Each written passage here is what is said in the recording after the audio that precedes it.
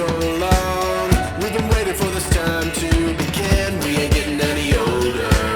I kind of feel a little younger.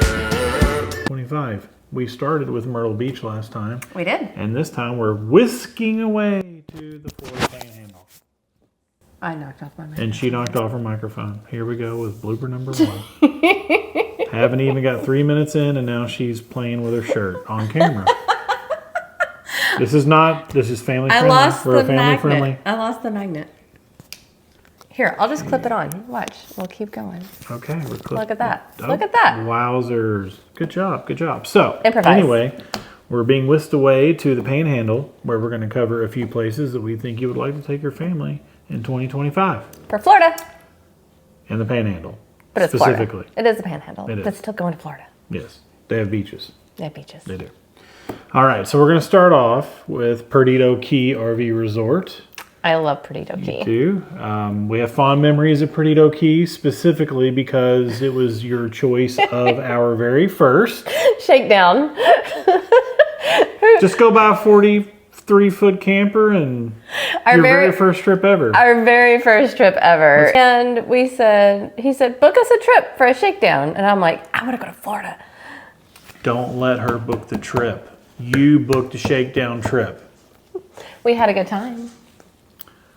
We did. We're not going to talk about all that because that's another video on itself. That is. We made a whole nother video just on Perdido Key. We did, but we did not cover the issues of the shakedown trip. But it's okay. New camper, new problems. Different So video, different day. Anyway, back to Perdido Key. Okay. Resort? Resort-ish. Ish. Yes. Pro tip: getting in there is a little interesting. You do like this weird horseshoe thing once you come off the causeway. Getting off the interstate was interesting. It's a little tricky. Yeah. It is a little tricky. But once you get in there, pretty easy to get in. I thought it was pretty friendly as far as getting into the site itself. Yeah. I agree with Resortish for sure. Yeah. I really like the landscaping. It's really pretty there. You and your landscaping. I know. I like the don't understand landscaping. it. If you It's watch my fine. other videos, you're going to see like I like videotape flowers and butterflies and things because it's nice. If you've ever been to Perdido Key, leave it in the comments. Let's the actual resort. Let's see how much you like it. Costs. RV Trip Wizard, by the way, just as a reminder from the series. Yes, it is RV Trip Wizard. $2 signs. $2 signs. Yeah, which isn't bad. Yeah. Considering where you are, and you can get straight to the beach. The beach is a twofer here.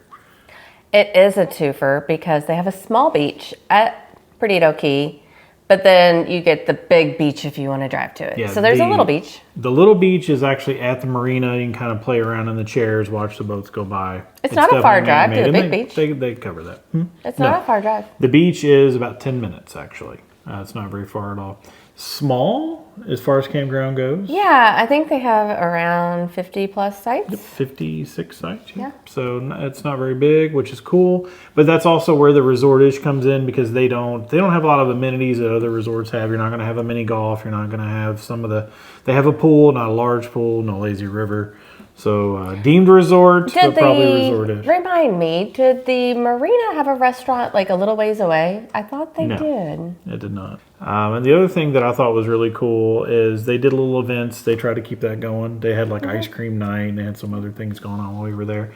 And then one of the things that is kind of a, what would you call it? A touristy thing. And that would be you're really close to Floribama, which if you've ever been to Floribama, that's kind of a fun place to go. Live music. Fun. It's gigantic. We went during the daytime when it wasn't like the big party crowd. Yeah. Which I enjoyed because then we could just walk around and see all this stuff without all the crowd. Right. And you got to see where the crowd goes. Right. You can definitely see where they go. So I would say that's really about it for Perdido Key. But it is beautiful. It's right near, like she said, it's right near the beach. You can get there very quickly. Not on the beach directly, but you can get there. We really enjoyed it. It's a great place. What's up next? I think the next one's going to be Splash RV Resort. I like Splash RV Resort. Splash RV Resort is a bigger place for sure compared to Perdido Key. But as far as resort or not, Resort. definitely. Yeah, resort for sure. They have quite a bit going on over there. Lots of amenities, and you're going to pay for that. $? $3. $3 signs. Not terrible. No? Not the most expensive one. Because our other video on places to go for spring break in South Carolina, you'll see that there was a more expensive resort that was similar. So check that video out if you want to do a comparison. But yeah, cost-wise, not terrible. Beach access. It does have beach access. However, it's not right off the beach. Right, it's another another trip. drive. A little trip, about 20 minutes Yep. to get to the beach. But to me, that's kind of worth it because this is another one of those places where you can go as far as amenities go. You've got a lazy river, you have a nice pool. But pro tip, if you take drinks or food to the pool, they will absolutely say something to you about it. They want you to purchase your drinks and your food at the actual pool, cafe, restaurant deal. So, I've noticed that a lot of the bigger resorts are really going to that because obviously that's where they make money. speaking of big, they have about 280 sites. It's not gigantic, but for compared to Perdido Key RV Resort, definitely. And though, if you are big rig, they are definitely big rig friendly. In fact, I think they have some sites up to over 100 feet. They do. Yeah, I think it's 110 feet to be exact, which That's is pretty huge. deep. That's a deep, deep site. You so can you're park going to get your everything. 45-foot, motorhome, 45. The fifth wheels are getting longer and longer every day. The restaurant is nice. She'll probably pop the menu up and give you an idea what that looks like. It's awesome. But yeah, food's really good. And again, just lots of different things. And again, it's on site. I know that's something you like when you come back from the beach. You've got food right there. That is one of my favorite things is when you're hot and you're tired and you're sandy and the kids are cold or you just want to relax. Not having to worry about going out and eating or ordering food and just getting food on site is, to me, just invaluable. Like, I love it. Yeah.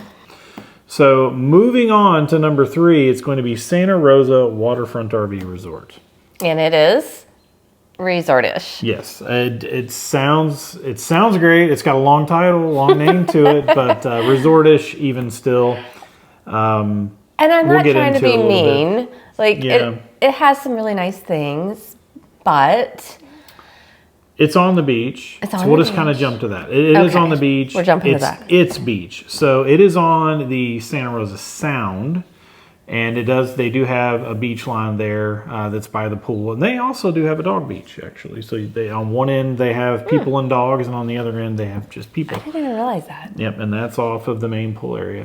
But, no lazy river or anything like that. But they do have a nice pool. It's really nice. And I'm sure you'll probably see it in the images here as she does her thing. The one thing that I would say is kind of is the price. Yeah, dollar signs. $4. Yeah. Oh my gosh. That's pricey. It's up there. In the RV Trippers world, that's going to be pricey. That's up there. Small enough, you don't need a golf cart or anything. No. But the actual beach is really a short drive away. I mean, you're just going to cross the Sound and you're going to be over at Navarre Beach. So that's cool. Less than 10 minutes away. The other thing, the pool is heated. They have a really nice sun deck. And then for those of you that like to fish, it is obviously Florida, and a lot of people like to do that. They have a really nice fishing pier. It's like 300 feet, offshore, which is really cool. Especially the kids. Kids love to fish. I mean, I love to fish too. Yep. But it's a great thing for the kids to get outside the camper and have something else to do. You can sit them out there, and they think that's awesome. So. Yeah, and if you've been to Santa Rosa, drop in the comments. If you disagree with our ratings of resort-ish or versus resort, we'd love to hear from you on that as well. What's your opinion? Yeah, what's your opinion? It's just as important as ours. So, Or if you have another place we haven't talked about in Florida in the Panhandle that you're like, they were totally missing this one, drop it below because we'd love to do it. Because we might, if we get enough, we can do another review. Yeah, we absolutely can. Or maybe you'll take me down there. We'll just go visit. Oh, not a shakedown trip though. We will not do fine. a shakedown trip. Fine. But yeah, we really appreciate you taking the time to watch this video. Please like and subscribe. And also, we're going to be moving on to Georgia next as part of our series for where to take your family on spring There's some break. great places in Georgia that we're going to be reviewing. Yep. So follow along and stay tuned for what's coming up next. Yep.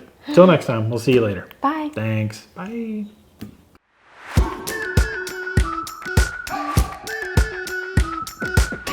We've been waiting for so long.